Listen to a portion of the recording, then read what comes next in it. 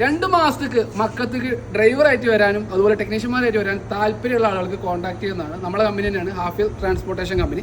Vacancy വന്നിരിക്കുന്നത് drivers, അതായത് 500ഓളം വേക്കൻസി ഉണ്ട്.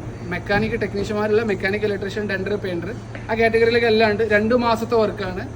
പെർമനൻറ്റ് വിസ അല്ല, ടെമ്പററി വിസയാണ്. താല്പര്യമുള്ള ആളുകൾ മാത്രം വന്നാൽ മതി. നാട്ടിൽ വന്നിട്ട് കൊച്ചിയിലാണ് ഇൻ്റർവ്യൂ. ജനുവരി 1st വീക്കാണ്. അപ്പോൾ കോൺടാക്ട് നമ്പർ ഡീറ്റെയിൽസ് ഞാൻ താഴെ കൊടുക്കുന്നുണ്ട്.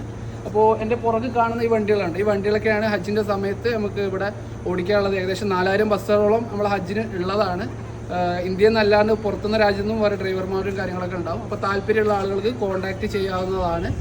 ഡ്രൈവേഴ്സിന് ഒരു ഇതുള്ളത് പറഞ്ഞാൽ ഡ്രൈവേഴ്സ് ഓൺലി മുസ്ലിംസ് മാത്രമാണ്. ഈ ഹജ്ജിൻ്റെ സമയമായതുകൊണ്ട് മക്കത്ത് ഇൻസൈഡ് ആയതുകൊണ്ട് തന്നെ ഡ്രൈവേഴ്സ് ഓൺലി മുസ്ലിംസ് ആണ്. അതുപോലെ നോൺ മുസ്ലിംസ് കാറ്റഗറിയിൽ വരുന്നത് ടെക്നീഷ്യന്മാരാണ്.